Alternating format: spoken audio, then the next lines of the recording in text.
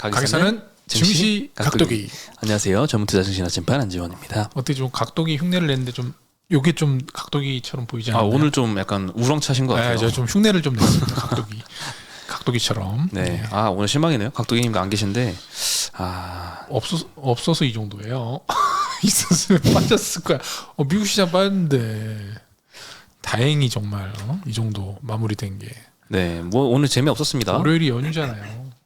빠졌으면 좀 기분 나빴을 텐데. 그렇죠. 그래도 기분은 살짝, 좋네요. 월요일이 연휴라. 살짝 올라주고 뭐. 그래도 이 정도로 마무리된 거를 좀 다행으로. 여전히 뭐 되겠습니다. 종목장에 나날들인 것 같아요. 당분간은 뭐 어쩔 수 없이 한정된 자금이 이제 지금 시장에서 돌아다니는 거라서 뭐 큰 자금이 들어오기 전까지는 뭐 전체적으로 시장이 다 같이 좋아지거나 그러기는 쉽지는 않을 것 같아요. 외국인도 뭐 1조씩 사는 것도 아니고 뭐 한 1, 2천억 샀다가 좀 팔았다가 그러지 않겠나. 네, 그래서 오늘 코스피, 코스닥 그냥 다 제자리 정도였습니다. 개인 투자자가 2,200억 정도 코스피에 순매도했고 외국인은 오늘 한 100억 정도 팔았습니다. 코스피에서 기관이 한 2,000억 정도 순매수를 했고요. 일본 증시가 어제 휴장이었다고요? 네네네. 네. 우리 저희 구독자분들이 알려주시더라고요. 네, 감사합니다. 그리고 오늘은 2.6% 많이 급등을 했고요. 뭐 홍콩은 뭐 항생지수는 0.4% 지금 오르고 있고 상해는 거의 보합세. 네, 우리랑 비슷한 상황입니다. 뭐 시장은 너무나 고요했지만 종목별로는 이제 업종별로는 이제 건설주는 좀 많이 올랐습니다. DLENC가 오늘 5% 가까이 상승을 했고요. 뭐 범양건영 4.5%, 뭐 GS건설, 대우건설, 현대건설 이런 대형주도 3, 4%대씩 많이 반등을 했습니다. 그리고 전기가스 업종에서는 한국가스공사가 2분기 실적이 어닝 서프라이즈 나왔더라고요. 오늘 5% 상승했고요. 뭐 하반기 가스 가격 수혜도 전망이 된다고 합니다. 그리고 삼천리, 뭐 SGC 에너지, 인천 도시가스 이런 가스들도 2, 3%대씩 반등을 했습니다. 기계 섹터도 1% 정도 상승을 했는데요. 두산 에너빌리티가 오늘 4% 오르면서 원전주들 최근에 계속 오르고 있습니다. 태조 이방원 중에 하나죠. 그렇죠. 예. 태조 이방원 중에 하나. 뭐 이것도 태조 이방원들도 한날 뭐 다 같이 오르거나 그러진 않고 돌아가면서 두 개 업종 오르면 또 한 두세 개는 또 떨어지고 뭐 그런 식으로 가는 거죠. 지금 뭐 다 같이 오를 수 있는 여력이 안 돼요. 시장이. 하나의 뭐 거센 주도주는 딱히 없는 것 같고 없습니다, 왔다 갔다 합니다.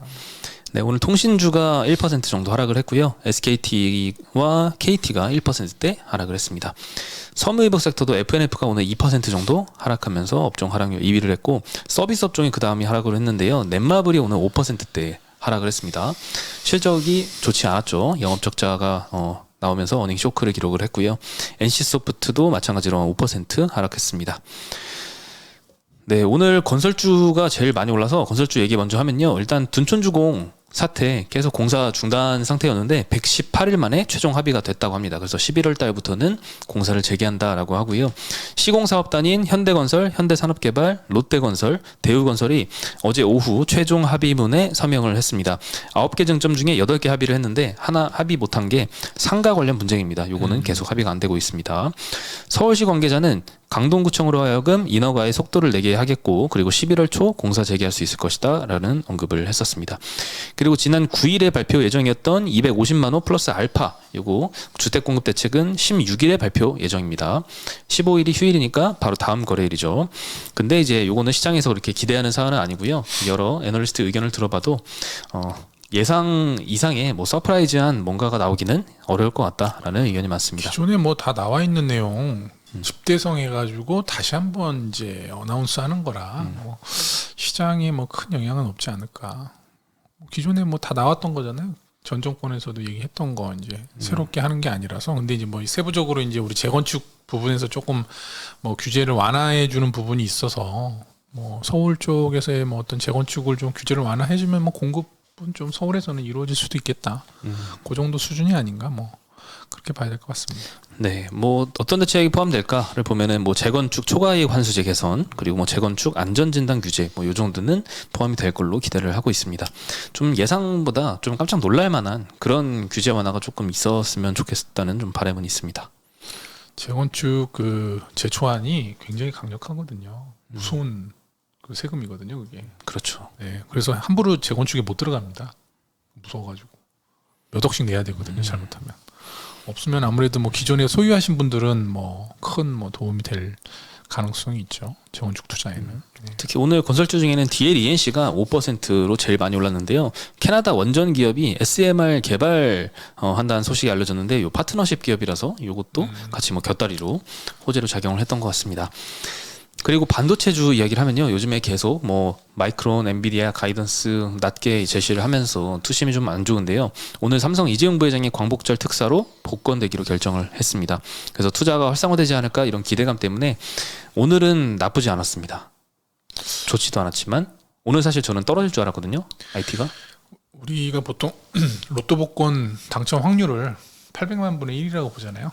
우리 이재용 부회장님 저 800만 분의 1 복권에 당첨되셨으니까 우리 국가 경제와 나라를 위해서 좀 뭔가 정말 큰 좀 활동을 좀 해야 되지 않을까. 네, 그렇게 좀 그런 바람이 좀 있습니다. 뭐 투자라든지 뭐 그런 부분들. 그게 꼭 나와야 되는데 안 되면 조금 상황이 힘들어질 것 같은데 일단 작년 8월에 3년 동안 앞으로 240조 원 투자하겠다라고 발표를 했는데 그동안 조금 지연된 감이 좀 있습니다. 근데 이제 업황을 고려하면 내년까지는 좀 캐펙스 투자가 좀 지연될 것이다. 이런 의견이 좀 많은 것 같고요. 그래서 오늘 오르다 만 것 같아요. 삼성전자도 0.5%만 상승을 했고요. 하이닉스는 보합으로 끝났습니다. 근데 뭐 소부장 중에서는 조금 반등을 한 종목들이 있는데요. 뭐 원익 QNC 5%, LX 세미콘 4.4%, DB하이텍이 5%, 심텍 코리아 서키트, 대덕전자는 기판주들도 2, 3%대씩 반등을 했고 장비주는 조금 힘들었는데 최근에 조금 이렇게 좋지 않은 소식들이 있는 것 같아요. 마이크론뿐만 아니라 뭐 삼성전자, 하이닉스도 캐펙스 감소할 걸로 전망을 여러 군데서 많이 하고 있습니다. 일단 유진테크가 실적을 발표했는데요. 2분기 매출이 762억 나왔는데 컨셈은 830억 정도였습니다. 전년 대비해서 한 매출이 33% 정도 줄어든 수치고요. 영업이익은 60억 나왔는데 컨센이 거의 180억이었기 때문에 굉장한 어닝 쇼크를 발표를 했거든요. 영업이익도 전년 대비해서는 한 80%가 가까이 감소한 수치입니다. 이유는 삼성전자 이 P3 공장 투자 지연 때문에 실적이 이렇게 부진했던 것 같고요. 디램 투자가 굉장히 보수적이어서 주력 이 LP, CVD라는 이 장비 매출 비중이 크게 감소를 했습니다. 영업이익률도 예상치가 한 21% 정도로 예상을 했는데요. 실제로는 8% 정도로 크게 못 미쳤고요. KF투자증권에서 오늘 리포트를 보니까 하반기에도 이 P3 디램 장비 입고 지연 때문에 22년 실적을 하향 조정을 했습니다. 그리고 22년 영업이익 전망치는 기존에는 1,200억 가까이 전망을 했었는데 이걸 750억으로 한 36% 정도 하향을 시켰습니다. 지금 시장 컨센이 890억 정도로 형성이 돼 있거든요. 그거보다 더 많이 낮은 거죠. 140억 더 낮은 거니까. 그리고 이제 반도체 업황 둔화가 예상보다 강하다고 합니다. 그래서 23년도에도 고객사들의 캐펙스 투자가 축소가 될 것이다 라고 예상을 하고 있고요. 장비주 실적에 이 캐펙스 투자는 직결된 만큼 23년 실적도 역성장이 불가피하다라는 언급을 하면서 23년도 영업이익 전망치를 1640억에서 570억으로 65% 정도 대폭 하향을 했습니다. 이를 반영해서 목표가도 한 30% 하향을 해서 한 47,000원으로 제시를 했고요. 다만 지금 말씀드렸던 케이프 투자증권 전망치는 좀 굉장히 안 좋은데 신금투는 조금 더 요 전방업체 캐펙스 투자에 대해서 조금은 좀 더 긍정적으로 보는 것 같습니다. 전방업체들의 재고 소진 기간이 6개월에서 한 9개월 정도로 예상을 하기 때문에 23년도 1분기부터는 주문이 증가할 가능성이 높다라는 언급을 하고 있습니다. 우리 버핏 우리 할아버지가 얘기한 네. 것 중에 이제 질문을 받은 답변을 한 것 중에 호황과 불황이 왜 생깁니까? 이런 질문을 했더니 버핏 버핏 할아버지가 얘기한 게 있어요. 네. 그 전에 트렌드가 계속 될 거라고 생각하기 때문에 호황과 불황이 계속된다고 그런 답을 했거든요. 그러니까 이게 좋으면은 계속 좋아질 것 같고 나쁘면 계속 나빠질 것 같은 그런 심리가 작동해가지고 이게 이제 변동성이 커져서 호황과 불황이 반복된다 이런 논리거든요. 이것도 반도체도 마찬가지입니다. 이게 전에는 몇 개월 전만 해도 계속 잘 될 것 같은 이유들을 갖다 붙여가지고 호황이 계속될 거라고 했지만 결국에는 이렇게 급하게 또 안 좋아지는 모습이 나왔는데 반대로 또 이 급하게 안 좋아지면 또 이 안 좋아지는 흐름이 계속될 것 같잖아요. 지금 나오는 내용 보면 디램 수요가 18% 줄어든다. 뭐 내년에 그 파운드리 그 가동률이 85%까지 떨어질 거다. 뭐 오늘 그런 기사도 나왔거든요. 네. 이런 기사 보면 사실 좀 암울하거든요. 내년까지 뭐 암울할 거다 이렇게 생각이 드는데 여하튼간에 이제 그런 흐름들도 아마 시간이 지나면 또 이제 그런 또 과한 또 컨센서스가 반영되고 많이 또 시장에서 하락이 되면 어느 순간 또 우리가 또 예상치 못하게 반전이 나올 수 있다. 그런 흐름을 잡아야 좀 수익을 좀 수월하게 낼 수 있는 여건이 되니까 그 흐름을 좀 잡을 수 있도록 저희가 이제 각도기님이나 뭐 우리 나치파님이 잡을 수 있을까요? 바닥을. 충분히 제가 도와드릴게요. 네. 쪽 집어주시면. 그렇죠. 잡을 수가 뭐 물론 바닥을 못 잡죠 사실. 바닥 근처만 잡아도 잘하는 거기 때문에 우리 좀 노력해가지고 그런 걸 또 이제 우리 구독자분들한테 같이 알려드릴 수 있는 그런 또 노력을 해야 되지 않을까 그렇게 싶습니다. 그러니까 뭐 영원히 이제 불황은 없다. 네. 그러니까 뭐또 그렇죠. 나빠지면 또 좋아지는 시기가 오니까 지금은 조금 이제 투자를 뭐 지금 당장 반도체주를 살 필요는 없지만 그 시기를 잘 살펴볼 필요는 있다 이렇게 좀 판단이 됩니다. 네. 그리고 이제 유진테크 다음으로 대표적인 장비주인 원익 IPS도 리포트가 나왔는데요. NH증권에서 목표가를 41,000원에서 32,000원으로 하향을 시켰습니다. 이유는 좀 마찬가지인데요. 삼성전자, 하이닉스의 23년도 캐펙스 감소 전망을 반영을 해서 실적 추정치를 하향을 시켰고요. 22년도 연간 영업이익을 1,700억에서 1,420억으로 내렸고 23년도 영업이익도 줄였습니다. 2,035억 전망하다가 1,800억으로 조금 하향을 시켰고요. 삼성전자 P3 장비 입고 지원뿐만 아니라 주력 장비인 PCVD 요 경쟁 강도가 심화되고 있다고 합니다. 네, 그래서 본격적인 실적 개선은 23년도 하반기부터 될 것이다라고 전망을 하고 있습니다. 어쨌든 이제 공통적인 좀 긍정적으로 보는 의견을 봐도 22년도는 좀 안 좋다라고 보네요. 우리는 뭐 하향하는 지금 트렌드잖아요. 네. 업황이 내려가는 트렌드이기 때문에 뭐 업황이 뭐 내려갔다가 좀 멈춰야 되는 그런 시기, 그때를 좀 투자 적절한 시기가 아닌가. 뭐 멈춰 내려갈 때보다는 멈추는 그런 또 시기가 올 테니까 그때를 좀 기회로 삼으면 되지 않을까. 지금은 뭐 하향하는 시기에 섣불리 좀 베팅을 막 크게 하긴 좀 어렵잖아요. 네, 뭐 트렌드포스 전망도 지금 막 하향을 더 심화시키고 있는 그런 단계에 있어서 당장은 일단 좋지는 않은 것 같습니다. 어제도 말씀드렸지만 이제 8월 달에 반도체 수출이 일단 10일까지의 데이터지만 월환산했을 때 좀 많이 줄었잖아요. 전월 대비해서도 전월치도 조금 줄어든 수치인데 그래서 당장은 조금 어려워 보이긴 합니다. 저도 뭐 반도체주를 갖고 있지만 더 이상 늘릴 생각은 뭐 없습니다. 지금. 나중에 늘릴 때 알려주세요. 나중에 늘려야죠. 뭐 반도체는 사실 뭐 또 내려가면 또 이제 어쩔 수 없이 뭐 수요가 늘어날 수밖에 없어요. 4차 산업에 또 꼭 필요한 이제 쌀 같은 역할을 하기 때문에 지금이야 당연히 뭐 경기 침체다 뭐다 하니까 수요가 줄 수밖에 없죠. 예. 네. 그리고 이제 보험주들 이야기인데요. 손해보험사들 실적이 되게 양호하게 지금 발표가 다 되고 있거든요. 일단 DB손해보험부터 보면은 2분기 순이익이 2,820억 나왔습니다. 컨센 대비 16% 상회를 했고요. 자동차 손해율이 낮네요. 74.8%로 전년 대비해서 1.4%포인트 낮게 나왔습니다. 낮은 수준을 계속 지속하고 있고요. 근데 이제 최근에 이슈가 있었잖아요. 이 폭우 때문에 보험사들이 많이 이제 보험금을 좀 지불을 해야 될 텐데 얼마나 이 피해가 있을까? 손실액이 얼마일까? 그렇게 크진 않은 것 같습니다. DB손보 같은 경우에는 자동차 보험에서 부담할 금액이 약 70억 원 정도로 추정이 되고요. 뭐 현대해상도 마찬가지입니다. 현대해상도 폭우로 인한 손해액이 약 70억 원 정도 예상이 됩니다. 그리고 NH증권에서 오늘 DB손보 목표가를 86,000원에서 88,000원으로 소폭 상향을 시켰고요. 뭐 실적이 잘 나와서 그런 것 같습니다. 현대해상도 2분기 순이익이 2,000억 나왔는데요. 컨센이 1,550억이었으니까 컨센은 30% 정도 상회를 했습니다. DB손보와 마찬가지로 자동차 손해율이 낮아졌습니다. 76.9%로 전년 대비 1.7%포인트 감소하면서 계속 낮은 수준을 이어가고 있고요. 현대해상 목표가는 46,000원에서 5만원으로 8.7% 상향을 시켰습니다. 메리츠화재 같은 경우에도 순이익이 2,400억 나왔고요. 컨센이 2,000억이었으니까 20% 정도 상회를 했습니다. 지금 말씀드린 세 종목 다 컨센보다 훨씬 잘 나왔네요. 자동차 손해율은 역시나 낮은 수준 75%인데 전년 대비해서는 0.8%포인트 늘긴 했습니다. 다만 75%면 굉장히 낮은 수치이긴 하죠. 손보사 상위 5개를 보면요. 삼성화재, 현대해상, DB손보, KB손보, 메리츠화재 상반기에 2조 5,673억 벌었고 전년 대비해서 38% 이상 순이익이 늘어난 상황입니다. 전체적으로 이제 손보사 대표적인 적자 사업이었던 실손보험 그리고 자동차 보험 손해율이 많이 낮아진 게 실적 개선의 주요 요인이었고요. 연초에 금융당국이 실손보험 과잉 청구에 대해서 심사 제도를 좀 강화를 했습니다. 그리고 코로나 확산으로 인해서 자동차 운행률이 많이 감소를 했죠. 그래서 자동차 보험 손해율도 70%대로 크게 감소한 게 영향을 좀 끼쳤고요. 6월 말 기준으로 자동차 보험 평균 손해율이 76.2%인데요.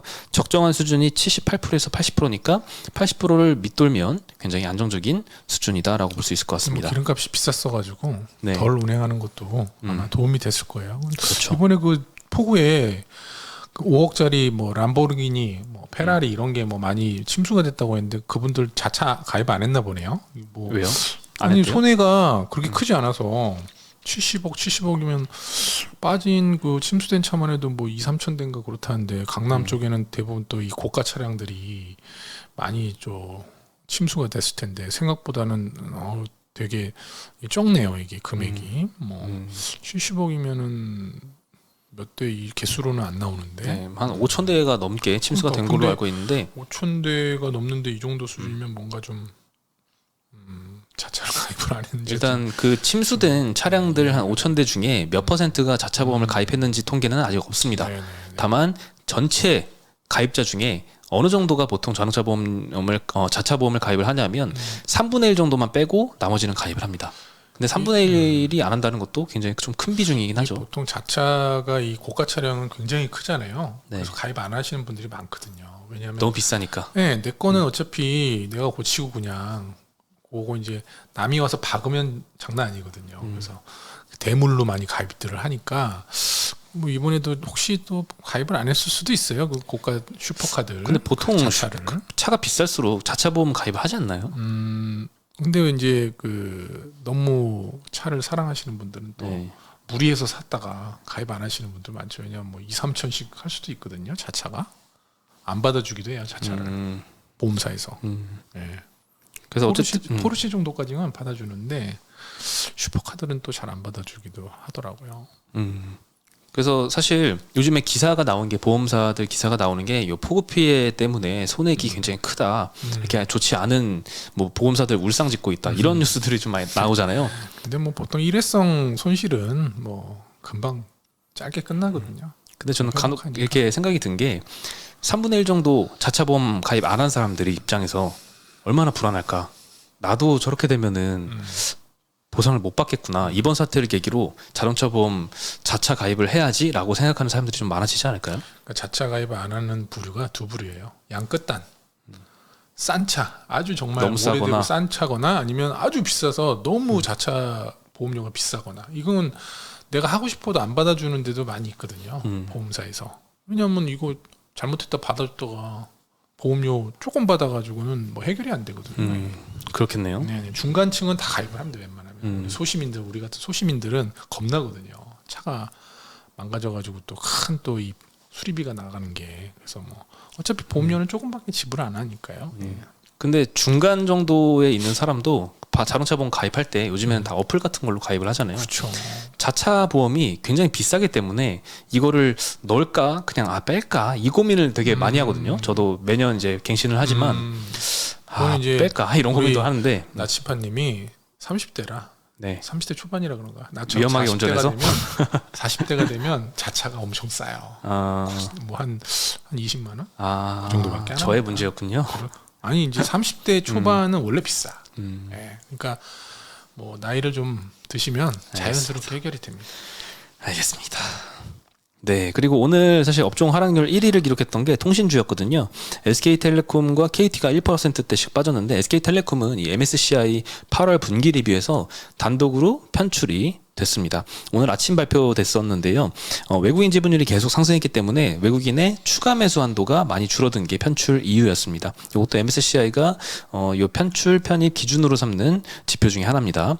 삼성증권에서는 이 편출에 따른 수급 영향을 약 1,000억 정도로 추정을 했습니다. 매도세는 월말까지 진행될 것으로 전망을 하고 있고 1년 후부터는 재편입 검토 대상이 될 것으로 보입니다. 반면에 MSCI 지수 편입 가능성이 있다라고 거론이 됐었던 게 카카오페이였거든요. 근데 요거는 아쉽게도 편입되지 못했습니다. 다음 기회는 11월 반기 리뷰 때 있는데요. 이때는 편입 가능성이 있는데 카카오페이가 오늘 뭐 요 영향도 좀 있었겠죠. 오늘 3.2% 정도 하락을 했습니다. 그리고 게임 섹터 오늘 굉장히 부진은 했는데요. 넷마블이 어닝 쇼크를 기록했습니다. 2분기 영업이익이 마이너스 347억 나왔고요. 1분기에 이어서 2분기에도 적자가 좀 더 커졌습니다. 컨센서스는 67억 흑자 낼 거였는데 엄청나게 적자가 났네요.